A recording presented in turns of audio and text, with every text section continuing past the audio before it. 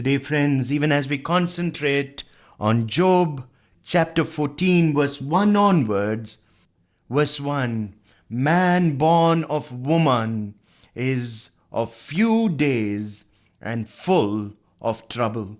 There is nothing any truer than that. Trouble is the common denominator of mankind. All of us have experienced trouble in some way or the other in some time of our lives or the other. Trouble is a language that the whole human family knows. Verse 2, he springs up like a flower and withers away like a fleeting shadow. He does not endure. Job says that death is inevitable, that we must depart from this world. Life is like a shadow. When the sun goes down, what happens to the shadow? The shadow goes. Verse 3, do you fix your eye on such a one? Will you bring him before you for judgment? Like a flower that has been cut down, or as a shadow that disappears, is my life. And yet God sees me, and he deals with me in the brevity of this life. Who can bring what is pure from the impure? No one. Then he goes on to state a great truth. We were all born in sin. David said, behold, I was shapen in iniquity, and in sin did my mother conceive me.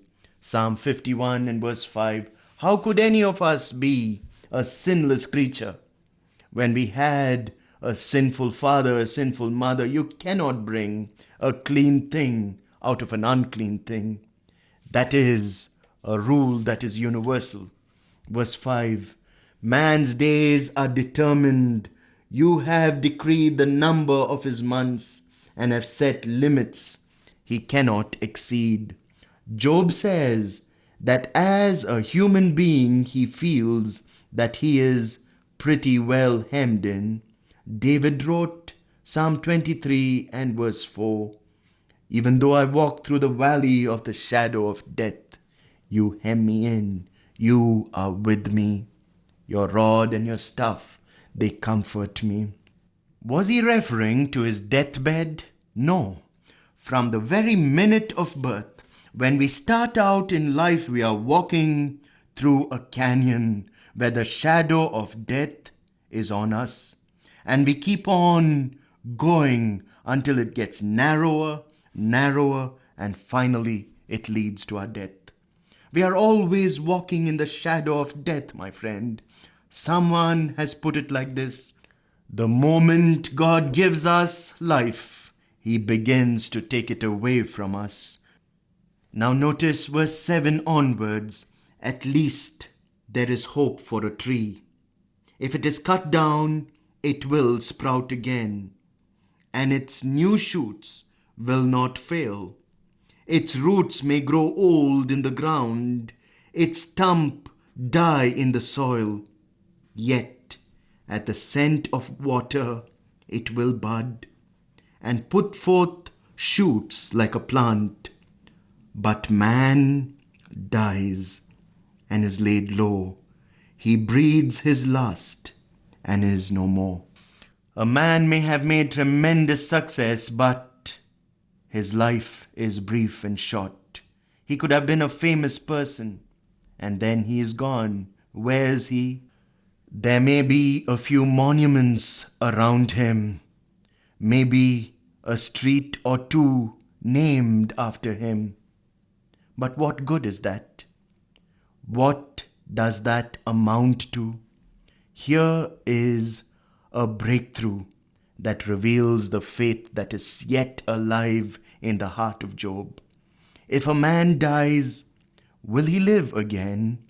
All the days of my hard service, I will wait for my renewal to come. You will call and I will answer. You will long for the creature your hands have made. It has always been a big question with man. If a man dies, shall he live again? Job answers it here. All the days of my hard service, I will wait for my renewal to come. Even in death, Job knows that God is going to call him and that he will answer that call. In other words, God is not through with us at the point of death. Death is not the end of life at all. We will hear Job say again later on, I know my Redeemer lives, and he will stand at the latter day upon the earth.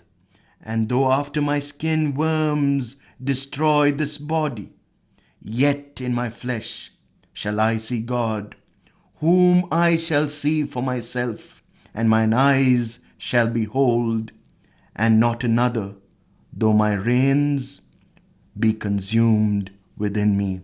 The entire chapter is a great eulogy on death, a requiem on death. I recommend that you read it in its entirety. We move now to the second discourse of Eliphaz as found in Job chapter 15. We have completed now, friends, one round of discourses. All three of the friends have spoken to Job, and Job has answered each one of them. Now we start arduously the second round of discourses. Remember that Eliphaz is the spiritualist. He has had a dream, remember, a vision, a guiding something moving around his room. He feels that he has had a remarkable experience and therefore has the right to be heard. Verses 1 onwards of Job 15. Then Eliphaz the Temanite replied, would a wise man answer with empty notions, or fill his belly with a hot east wind? Would he argue with useless words, with speeches that have no value? Notice, they are really slugging it out with words in this intellectual foray. He says, my goodness, Job, you certainly are so windy in your speech. You are just doing empty talking. Again, you can see that he is not helping Job. Actually, he's hitting him below the belt. He's attacking Job. He's trying to make Job break down and make him confess. That is not the way to beat a fallen man, to treat a man who's in trouble like Job was. Would a wise man answer with empty notions, or fill his belly with hot east wind? In other words, he says that all that Job speaks is only hot air. Now verse 4. But you even undermine piety and hinder devotion to God. Your sin prompts your mouth. Notice again, your sin stimulates or prompts your mouth. You adopt the tongue of the crafty. Your mouth condemns you, not mine. Your own lips testify against you. Eliphaz says that Job is his own accuser and not Eliphaz. He is going after Job, as you can see, really hounding him. And now you notice verse 7. Are you the first man ever born, where you brought forth before the hills? The first man before the hills. You speak as if you know something, Job.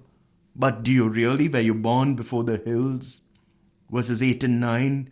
Do you listen in on God's counsel? Do you limit wisdom to yourself? The arrogance.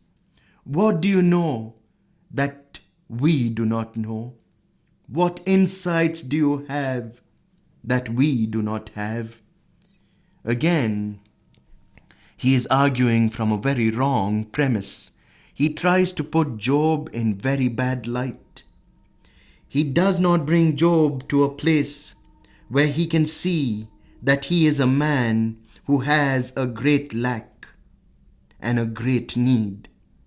There is no comfort for Job from this friend of his, Eliphaz. Verse 10, the gray-haired and the aged are on our side. even older than your father. Men even older than your father.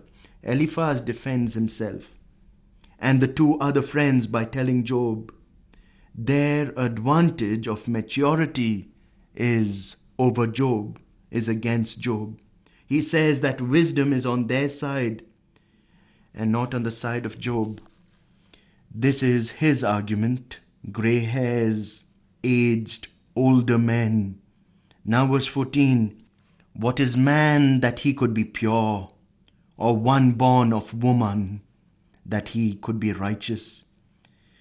It is true that all men are sinners, but Eliphaz and his friends say this with the basic premise that Job has committed an awful, terrible sin, and that he ought to bring it out in the open and confess it.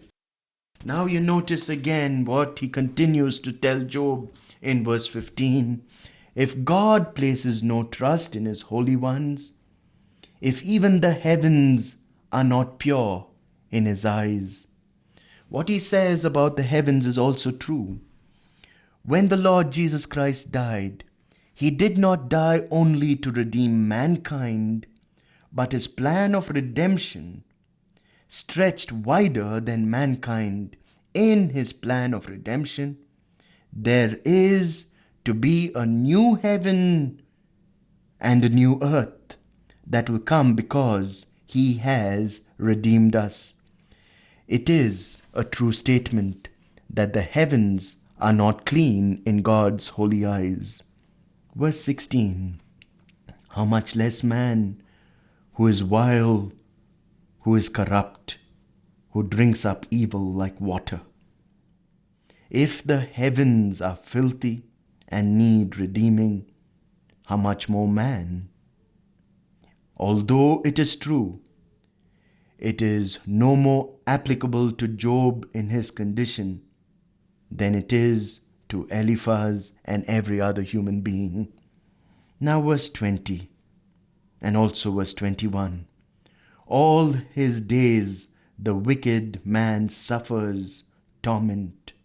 The ruthless through all the years stored up for him. Terrifying sounds fill his ears. When all seems well, raiders attack him. Notice, all his days the wicked man suffers torment. Job is suffering torment because he presumes that Job has done something secretly wicked. Here again is the suggestion that Job is hiding something.